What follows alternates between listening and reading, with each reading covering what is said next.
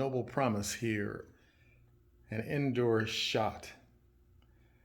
Every day we have different visual effects. That's on purpose. And look at that shadow. What could it be?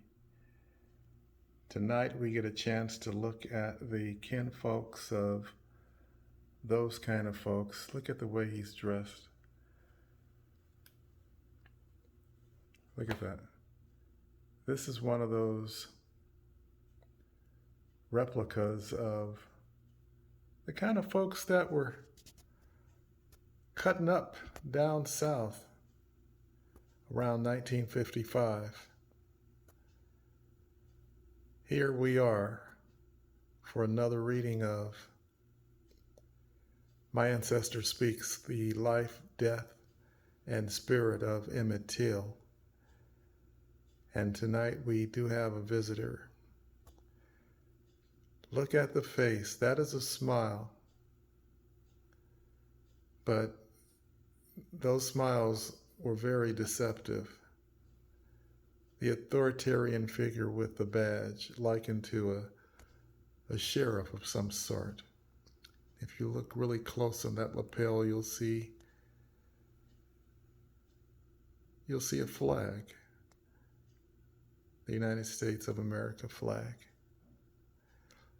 Likened very much to some of those people running around today with the same kind of Jim Crow attitude. But there we have the backdrop of the evening, a replica of a good old boy, the kind that get together and beat a 14-year-old and cut up a 14-year-old and mutilate a 14-year-old. Yes, let's start reading. My Ancestor Speaks, the life, death, and spirit of Emmett Till, who had a mother, Mamie Till. The mother of Emmett Till during the 1990s, in collaboration with the NAACP, continued her honoring of her son. She spoke a lot throughout the country, telling her story. She was also very active in work with youth. There were plays and personal development guidance sessions from a woman who had seen it all. While in Los Angeles, I read an announcement that Mrs. Mamie Till Mobley would be in Los Angeles for a presentation in the South Central Los Angeles community. Chill bumps and heart palpitations here for real at just the memory. It would be an early evening meeting at a local church, no more than 15 minutes away from my home. Mamie Till would give the residents a once-in-a-lifetime experience, or not, because if you did not attend, of course you would miss that once-in-a-lifetime experience. I wanted to attend. The thought of meeting the flesh and blood mother of Emmett Till, in a way, seemed too much. I had learned so much about Emmett Till, and the history of all that knowing had me more than a casual observer for such an event. First of all, I never dreamed of being able to meet or be in the same room with a near mythical figure in American history. The idea stirred up a level of anxiety.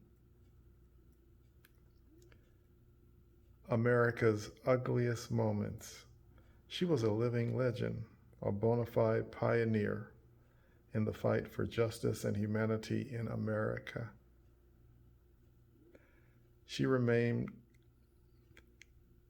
a stalwart in the fight for just accounting of Emmett Till's life and death. She pressed that his legacy in the annals of time be forever borne out in the form of increased human rights and respect, which were due her son, but for all of us like him to have. Now, 40 years after the murder of Emmett, she was still making his story public, kind of like she always did from the start when she demanded to have the coffin open for the world to see how horrible racial hatred appeared in the embodiment of her own son's tortured remains.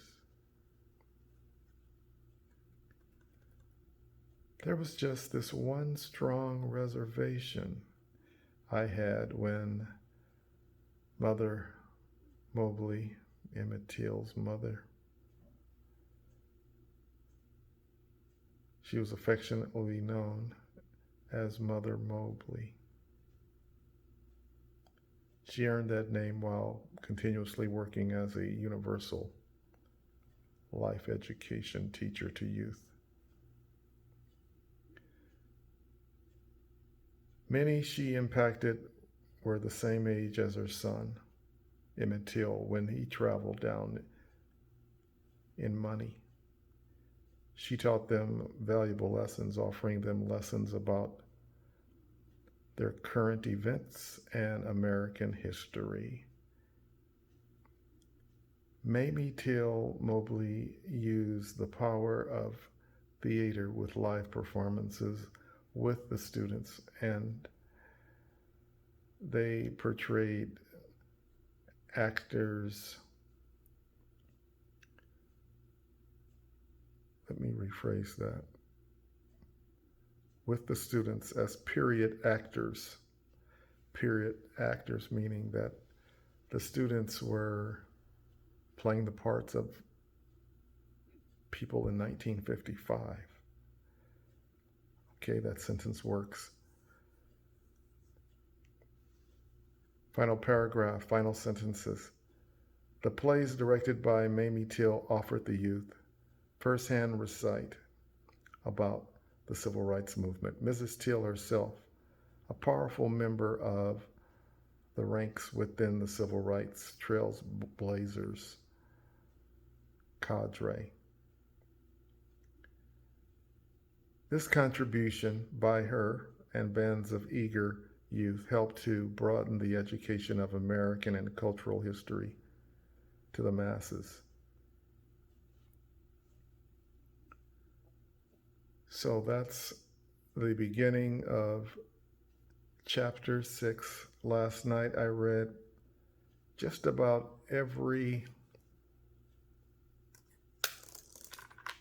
quote that will go before each chapter. Each chapter gets its own quote. We are very close to the end of July, and we're actually 1 or 2 videos beyond the minimum of 20. I say minimum because 20 was the goal, so 20 had to be. Again, shooting for more videos during the month of August, and that is because there is so much to this manuscript. There are 175 pages.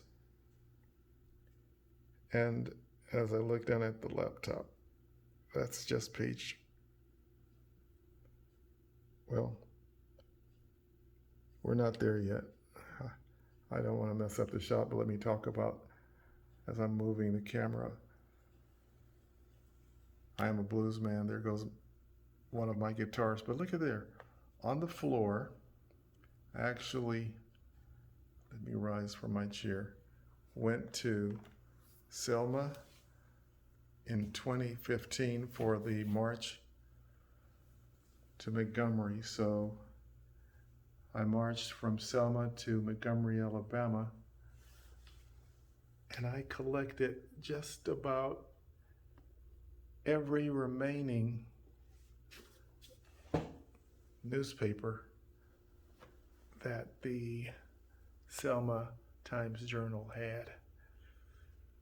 And these items, they are for sale.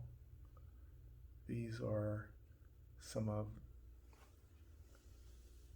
the actual papers that ran every day during our walk to Alabama.